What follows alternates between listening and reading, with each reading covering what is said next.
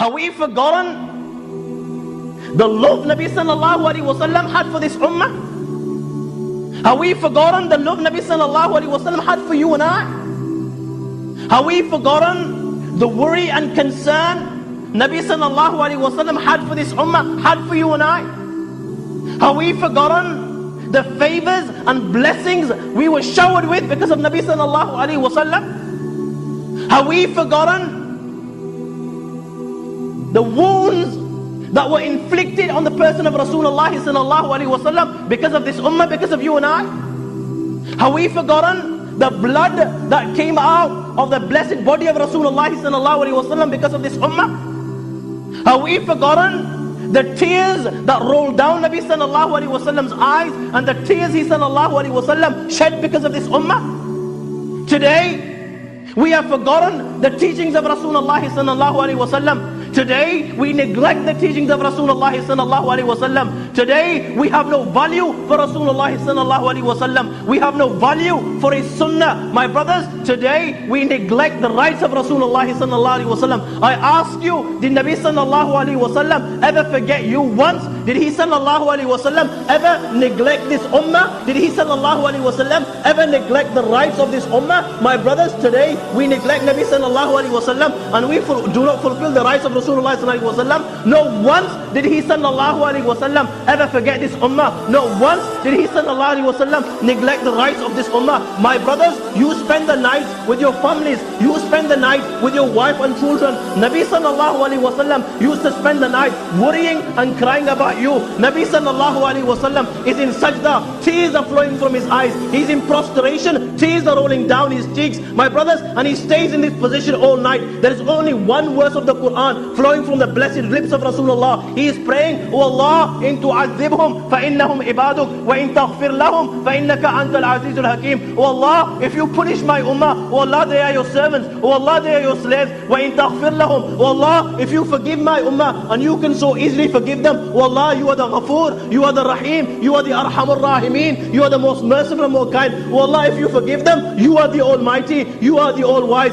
Another occasion, and yet again, you are the concern of Rasulullah sallallahu alaihi wasallam. You are on the priority list of Rasulullah sallallahu alaihi wasallam. Such was the love Nabi sallallahu alaihi wasallam had for you, that yet again Nabi sallallahu alaihi wasallam is in prostration. Nabi sallallahu alaihi wasallam is in sajda. He is bowing down in front of the Lord of the heavens and the earth. Tears are flowing from his eyes again. And this time Nabi sallallahu alaihi wasallam, he does not raise his head from sajda till the Almighty Allah pities Muhammad sallallahu alaihi wasallam, and he says to Muhammad, "O Muhammad, lan ukhziyaka fi ummatik." O Muhammad sallallahu alaihi wasallam, I will never disgrace you with regards to ummah, regards to your ummah. I will make you happy with regards to your ummah. My brothers, yet again this time Nabi sallallahu alaihi wasallam is going for Hajj. Nabi sallallahu alaihi wasallam, it is the Hajjatul Wida, it is the farewell pilgrimage, and yet again you are on the concern list of Rasulullah sallallahu alaihi wasallam. Nabi sallallahu alaihi wasallam is thinking of you. It is the eve of Arafah. Nabi sallallahu alaihi wasallam has his hands raised. He is looking towards the heaven and he is praying, "O Allah, I beg you, forgive the ummah Muhammad sallallahu alaihi wasallam.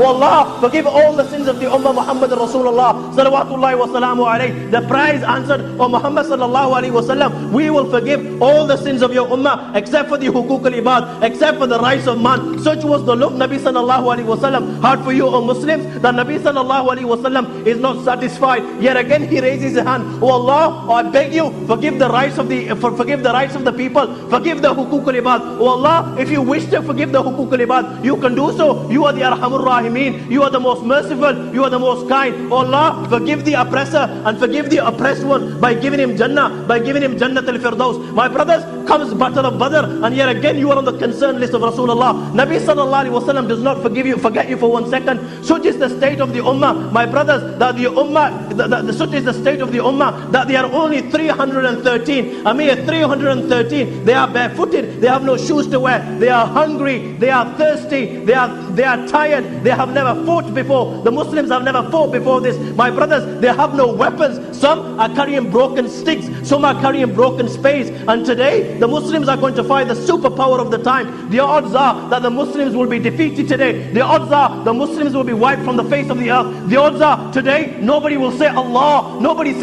will say Allah. The Muslims will melt in front of the kuffar like snow melts on a hot day. These are the odds, my brothers. Nabi sallallahu alaihi wasallam has only one worry. It has only one concern. Nabi sallallahu alaihi wasallam, tears are flowing from his blessed eyes, and he's saying to Allah, oh Allah, what is going to become of my ummah today? Oh Allah, what is going to become of my ummah today? Oh Allah, Allahumma innahum ufatun fahmilhum, Allahumma innahum uratun faksuhum, Allahumma innahum jia'un fashbi'um. Oh Allah, my ummah have come barefooted. They have nothing to mount on. Oh Allah subhanahu wa ta'ala, they came walking. Oh Allah, mount them. Oh Allah, my ummah are naked. Their clothes are torn. Oh Allah, clothe them. Allahumma innahum jia'un. Oh Allah, they are hungry. Oh Allah, they haven't eaten anything. Oh Allah, give them something to eat. Allahumma inni unshiduka ahadak wa wadak. Allahumma in tuhlak hadhihi al-isaba la tu'bad. Oh Allah, I beg you, if this group of Muslims, if this small group of Muslims is destroyed today, oh Allah, you will never be worshipped on the face of the earth. He keeps on praying. He prays so much that his hands are raised towards the heavens and tears are flowing from his eyes.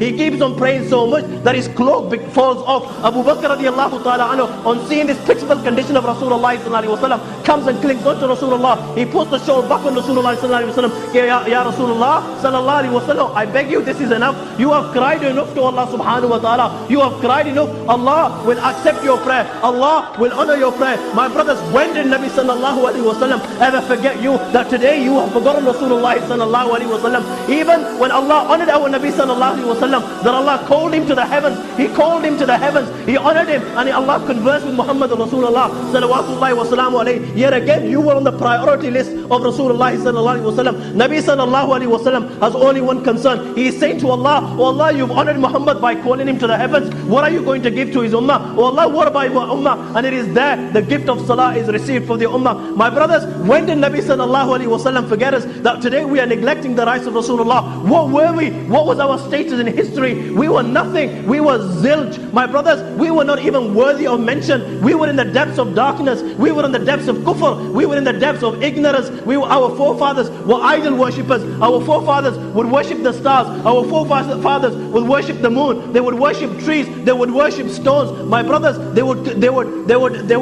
kill on petty arguments. Bloodshed would be spilled over petty arguments. My brothers, they would bury their own daughters alive. They would bury their own flesh and blood alive. They would break relations over petty arguments. Every sin that you can think of was rife in our society.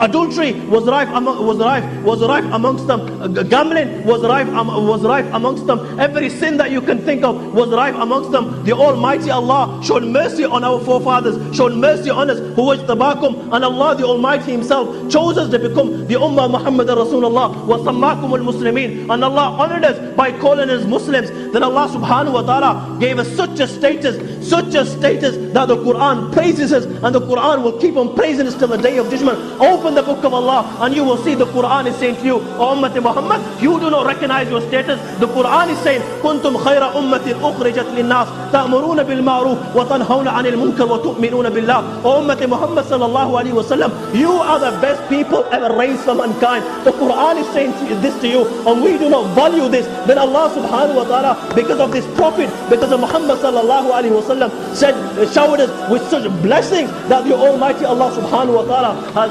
never showered an ummah before this in this manner.